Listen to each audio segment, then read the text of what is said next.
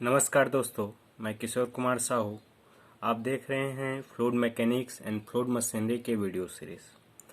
और इस सीरीज़ में हम डिस्कस कर रहे हैं चैप्टर 7 के बारे में। इस चैप्टर 7 में आपको इम्पैक्ट ऑफ जेट के बारे में सीखना है, पढ़ना है। ठीक है, तो लास्ट लेक्चर में हमने इम्पैक्ट ऑफ जेट या जेट आघात के बारे में डिस्कस किया था। जेट आघात क्या होता है? किसी भी नोजल से निकलने वाली धारा जेट कहलाती है और उसमें बहुत ज़्यादा वेलोसिटी होता है, वेग होता है ना। उसके सामने अगर कोई प्लेट हम रख देते हैं तो उस जेट के द्वारा उस प्लेट पर क्या एक बल लगाया जाता है ना। उसी बल को हम लोग क्या बोलते हैं? इम्पैक्ट ऑफ जेट कहते हैं। ठीक है, और उस बल को ज्ञात करने के लिए हम लोग न्यूटन की गति का द्वितीय नियम का यूज़ करते हैं। ठीक है, तो इसी को हम आगे कंटिन्यू करते हैं और आज एक प्लेट लेते हैं, वर्टिकल प्लेट। ठीक है, एक वर्टिकल प्लेट का मतलब ये होता है कि जेट है और जेट के लंबवत वो प्लेट रखी होगी। मतलब प्लेट का सरफेस क्या होगा? जेट के लंबवत रखी होगी, उसको हम वर्टिकल प्लेट कहते हैं। तो प्लेट, वर्टिकल प्लेट दो कंडीशन में हो सकती है, या तो स्टेशनरी हो सकती है या मूविंग कंडीशन में। तो इस टॉपिक में पहले हम लोग डिस्कस करते हैं स्टेशनरी वर्टिकल प्लेट के बारे में, है ना। तो आज का टॉपिक है force exerted by the jet on a stationary vertical plate. ठीक है, जेट के द्वारा लंबवत प्लेट पर लगाया गया बल। कितना बल लगेगा अगर जेट के सामने कोई प्लेट रखी हो और ये क्या हो? स्थिर हो। याद रखिए, स्थिर वर्टिकल प्लेट के बारे में पढ़ रहे हैं। ठीक है, तो जैसे कि फिगर में आपको दिखाई दे रहा है, ये पाइप है। ये पाइप के सिरे पे नोजल लगा हुआ है और नोजल से ये जेट बाहर निकल रहा है। ठीक है, अब इस जेट के सामने हमने एक प्लेट रख दिया है, ये वर्टिकल प्लेट है। वर्टिकल प्लेट का मतलब ये जेट है और जेट और ये प्लेट का जो सरफेस है वो क्या है? परपेंडिकुलर। तो इसको हम लोग वर्टिकल प्लेट बोलेंगे। ठीक है, और ये जो प्लेट है वो क्या है? स्थिर अवस्था में है, फिक्स कर दिया गया। मतलब इसमें जेट द्वारा कितना भी बल लगेगा ये अपनी जगह पे स्थिर रहेगा, इसमें कोई गति उत्पन्न नहीं होगा। तो ये वर्टिकल प्लेट रखा हुआ है। तो इस केस में अगर ऐसा रखा हुआ है ना, तो यहाँ से जो जेट निकल रही है ना, इसमें फोर्स अप्लाई करेगा, है ना। और मान लो ये कुछ वेलोसिटी से निकलेगा, कुछ वेग होगा, है ना।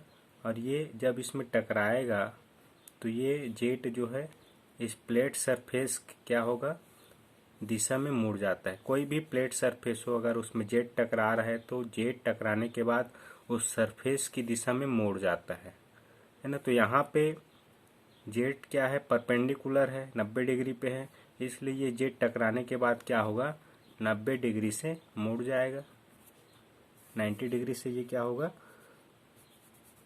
डिफ्लेक्ट होगा। ये जेट जो धाराएं हैं, ठीक है, मतलब ये इसमें बल किस दिशा में लगेगा? इस दिशा में बल लग रहा है, परपेंडिकुलर, एक्स डायरेक्शन में मान लेते हैं ये एक्स डायरेक्शन, तो एक्स डायरेक्शन में ही फोर्स लगेगा। और जिस डायरेक्शन में फोर्स लग रहा है उस डायरेक्शन में टकराने के बाद इस जेट का जो वेलोसिटी है वो जीरो है, क्योंकि ये 90 डिग्री पे टिल्ट हो रहा है। जेट टकराने के बाद 90 डिग्री, दो देखो, टकराने के बाद इसका दो कंपोनेंट होगा, एक एक्स कंपोनेंट, एक वाई कंपोनेंट। तो ये पूरा 90 डिग्री में इस डिफ्लेक्ट हो रहा है, इसलिए इसका एक्स कंपोनेंट, किसका एक्स कंपोनेंट? वेलोसिटी का एक्स कंपोनेंट क्या हो जाएगा? जीरो हो जाएगा। मतलब जिस दिशा में बल लग रहा है उस दिशा में जो धारा का जो वेग है वो जीरो होगा। ठीक है, तो देखते हैं कि कितना फोर्स यहाँ पे एक्ट करेगा। ठीक है, सबसे पहली बात तो हम मान लेते हैं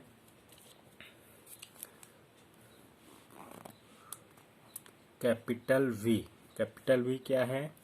वेलोसिटी ऑफ जेट है जो इस प्लेट पे स्ट्राइक कर रहा है। ये वी वेलोसिटी स्ट्राइक कर रहा है ना।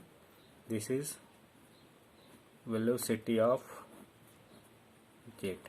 जितना वेलोसिटी से यहाँ निकल रहा है बाहर नोजल से, उतना ही वेलोसिटी से ये स्ट्राइक कर रहा है। यहाँ पे कोई वेलोसिटी में चेंज नहीं हो रहा है निकलने वाले और स्ट्राइक करने वाले जेट के वेलोसिटी में, ठीक है, मीटर पर सेकेंड में। इसके अलावा ये नोजल का डायमीटर भी पता है, मान लो डी है, diameter of nozzle, circular shape में है nozzle, diameter of the nozzle, या इसको आप डायमीटर ऑफ दी जेट बोल सकते हैं। जितना नोजल का डायमीटर होगा ये वाला उतना जेट, मतलब डायमीटर ऑफ जेट है। डायमीटर पता है तो जेट का एरिया भी हम निकाल सकते हैं। A is equal to pi by 4 into D का स्क्वायर। ये क्या है, क्रॉस सेक्शन एरिया है, cross sectional area of jet. ये जो जेट निकल रहा है इसका क्रॉस सेक्शन एरिया है, ये वाला एरिया, ठीक है, ये जेट है। ये सारी चीजें हमें पता है, ठीक है। तो यहाँ पे कितना फोर्स एग्जर्ट करेगा, है ना, ये एक्स डायरेक्शन में, या इस एक्स डायरेक्शन में बोल सकते हैं, या प्लेट के परपेंडिकुलर डायरेक्शन में भी इस कंडीशन में बोल सकते हैं, ठीक है। तो यहाँ पे क्या होगा, जेट आफ्टर स्ट्राइकिंग दी प्लेट डिफ्लेक्टेड थ्रू 90 डिग्री, है ना, टकराने के बाद ही 90 डिग्री मुड़ जाता है ना। हेंस क्या होगा, velocity of jet in the direction of force, है ना, जिस दिशा में बल लग रहा है उस डायरेक्शन में जेट का वेलोसिटी क्या हो जाएगा, जीरो होगा। Force will be zero, velocity of jet in the direction of force will be zero, ये होगा, ठीक है। अब सबसे पहली बात हम फोर्स कैलकुलेट करेंगे। तो फोर्स कहाँ कैसे कैलकुलेट करोगे, न्यूटन के गति का द्वितीय नियम। तो न्यूटन के गति का द्वितीय नियम क्या होता है, फोर्स इज इक्वल टू होता है force exerted by the jet, jet के द्वारा प्लेट पर लगाया गया बल, by the jet on vertical stationary plate.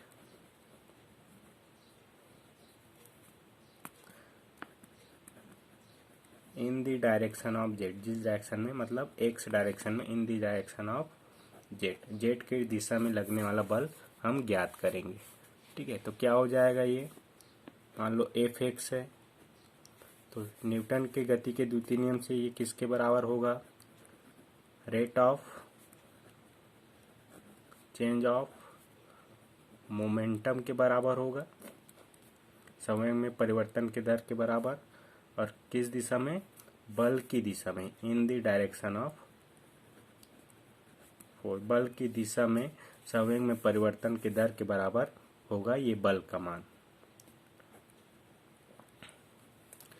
इसको और क्या लिख सकते हैं, F X is equal to, हम लिख सकते हैं mass into initial velocity minus final velocity upon time, ये ऐसा लिख सकते हैं। Rate of change of momentum को ये लिख सकते हैं, ये क्या है, initial momentum minus final momentum है, ठीक है। और मास को हम कॉमन निकाल देंगे तो ये बचेगा initial velocity minus final velocity upon time, हमने डिस्कस किया था लास्ट लेक्चर में, ठीक है। अब देखिए यहाँ पे हमने इनिशियल वेलोसिटी पहले क्यों लिया है, हमेशा चेंज इन मोमेंटम होता है वो final velocity minus initial velocity होता है, ये इंपॉर्टेंट है। तो यहाँ पे क्या कर रहे हैं, जेट के द्वारा बाई दी जेट, है ना, जेट के द्वारा लगाया गया बल हम ज्ञात कर रहे हैं, इसलिए हमने initial velocity minus final velocity लिया है।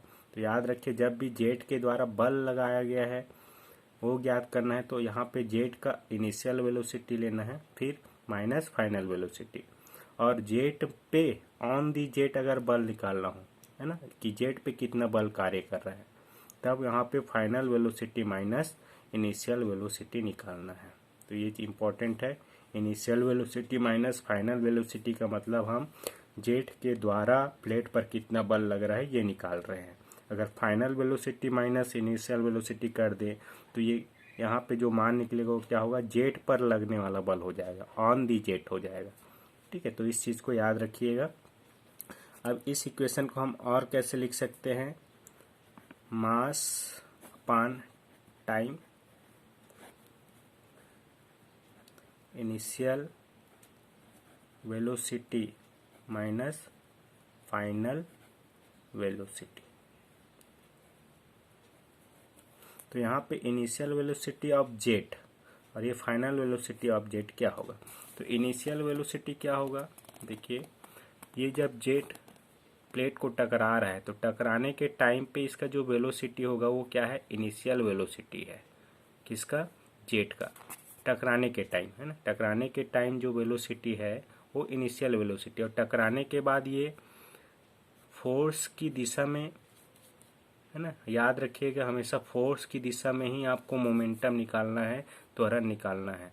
तो फोर्स की दिशा में इसका वेग क्या होगा जेट का, ये तो जीरो हो जा रहा है इस केस में, तो ये फाइनल वेलोसिटी होगा आपका। फाइनल वेलोसिटी क्या होगा, फाइनल वेलोसिटी मतलब velocity of jet after striking in the direction of force, ये इसका फाइनल वेलोसिटी, फोर्स की दिशा में वेलोसिटी क्या है।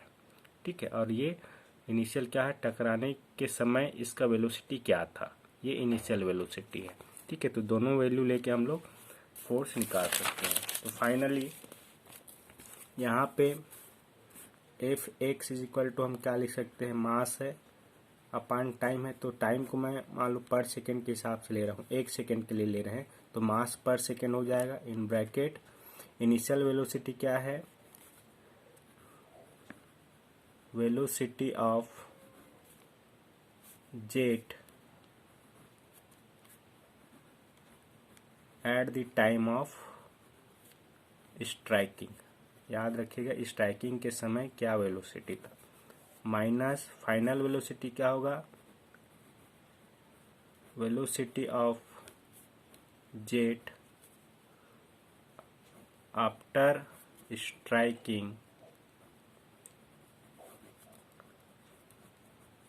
In the direction of force. इस चीज़ को याद रखिएगा, डायरेक्शन के, फोर्स के डायरेक्शन पे ही आपको वेलोसिटी लेना है, in the direction of force. ठीक है, मास द्रव्यमान प्रति सेकेंड निकाल रहे हैं इन ब्रैकेट, टकराने के समय जेट का वेग माइनस टकराने के बाद बल की दिशा में जेट का वेग, ये आपका हो जाएगा न्यूटन का सेकेंड लॉ के आधार पर। अब यहाँ पे मास पर सेकेंड क्या होगा, मास ऑफ जेट